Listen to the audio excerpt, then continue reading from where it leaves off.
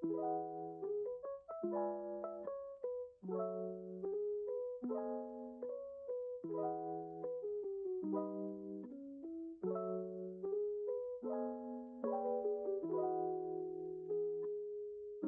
datang di Mr. Home, tuan rumah. Apa kabar? Semoga kalian sehat-sehat. Hari ini gerimis, jadi saya minta maaf kalau ada suara hujan yang masuk di podcast kali ini. Podcast kali ini kita bakal bahas tentang perasaan gak dihargai. Pernah gak sih teman-teman ngerasain perasaan gak dihargai, diremehin, atau dipandang sebelah mata? Kayak sebuah usaha yang kita lakukan itu dan hanya kita yang tahu seberapa besar usaha kita untuk itu terkesan bukan apa-apa untuk orang lain. Jadi buat kita ngerasa jatuh karena mungkin emang waktunya juga yang kurang pas. Sebelum masuk ke cerita, untuk teman-teman yang suka video Mr. Home boleh di subscribe, like, and share. Kalau teman-teman ada yang mau ngasih saran atau cerita, boleh drop di kolom komentar, kirim via email kabarmisterhome@gmail.com. Oke, jadi sekarang saya mau lanjut ke ceritanya. Jadi awalnya hari-hari kemarin saya makan di luar sekitar jam 11 malam.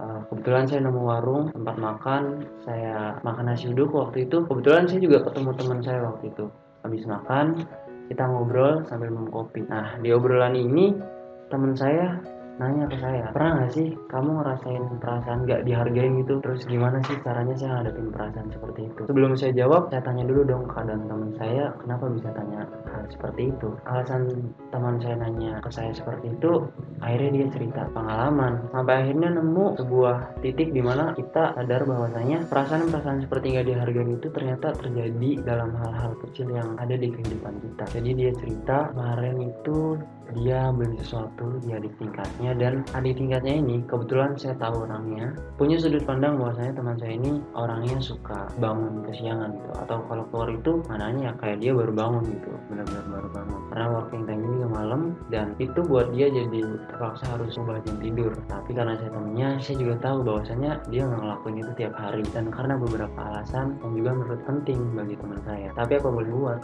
kita kan nggak tahu sudut pandang orang lain. Teman saya beli itu, dan adik tingkat ini nanya, baru bangun ya, sepele kan kesannya, sepele banget lah. Bahkan kalau kita ada di tempat itu pada saat itu dan kita bukan orang yang having conversation, mungkin kita nggak bakal notice hal kayak gitu. Tapi coba bayangin kalau kita yang ada di posisi itu. Iya, saya tahu bahwasanya pikiran dan sudut pandang orang lain itu suatu hal yang di luar kendali kita, bahwasanya apa yang akan dikatakan dan yang dilakukan orang lain itu juga bukan hal yang bisa dikendalikan oleh kita. Saya tanya sama dia, gimana sih cara dia ngadepin hal seperti itu, ngadepin perasaan yang buat itu ngerasa dia tuh nggak dihargai. Jawabannya singkat, padat, dan cukup jelas. Ya udahlah, saya malas. Sesingkat itu, sejelas itu. Tapi ketika saya perhatiin sorot matanya dan gestur tubuh teman saya ketika mengatakan itu kesannya itu masih menyimpan rasa kesal atau rasa gak enak yang ada di dalam dirinya itu. Karena mungkin ketika dia menceritakannya, ketika dia jawab hal itu, dia jadi teringat akan kejadian itu. Dari kasus teman saya ini, saya jadi belajar dan punya sudut pandang bahwasanya memang pikiran dan sudut pandang orang lain itu nggak bisa kita kendaliin. Memang apa yang dikatakan orang lain dan dilakukan orang lain itu suatu hal yang luar kendali kita. Begitu pula dengan motif dan tujuannya.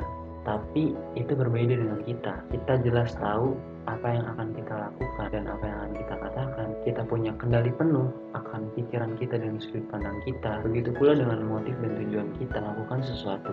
Kita punya kendali penuh akan hal itu. Kalau saya pikir-pikir, dialog antara dua manusia itu kayak reaksi gitu. Jadi apa yang dilakukan atau dikatakan pembicara awal ini, orang yang bicara di awal itu menanggapinya juga sesuai dengan apa yang dikatakan oleh orang yang pertama ini yang membuat aksi. Karena saya dulu anak IPA dan belajar hukum aksi reaksi gitu. Tapi kenyataannya dalam kehidupan sehari-hari ini ada satu hal yang nggak ada di hukum fisika dalam aksi reaksi ini, yaitu bahwasanya aksi atau reaksi dalam kehidupan sehari-hari dalam having conversation ini salah satunya bisa diredam sesuai keadaan. Jadi untuk menyikapi hal seperti itu, saya memiliki pendapat ya sudah, kalau kita sudah tahu nanti obrolannya akan berujung dengan perdebatan, cukup sampai di situ. Karena ya meredam itu juga kan sedikitnya kita belajar bersabar, dan belajar bersabar itu bukan proses mudah gitu. Kita perlu melatihnya secara terus-menerus. Biasanya ini jadi habit ketika dilatih, dan itu menjadi habit yang bagus juga tergantung konteksnya. Jadi cukup sampai di situ.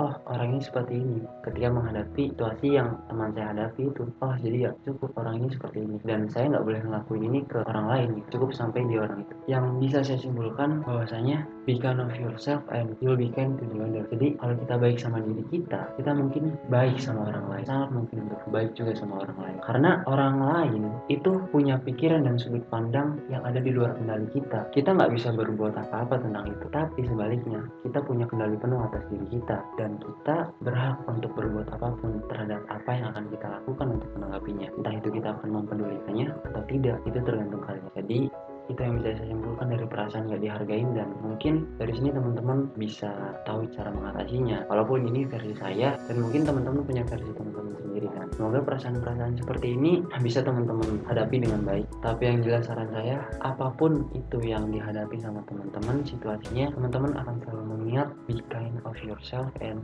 you'll be kind to the others. Buat teman-teman gimana? Oke, jadi segitu dulu untuk video kali ini. Kalau teman-teman udah suka untuk video ini, jangan lupa untuk subscribe, like, and share. Dan kalau ada saran atau cerita seperti biasa, boleh banget drop di kolom komentar atau kirim via email ke kabarmistro@gmail.com. Terima kasih sudah menonton, dan see you then.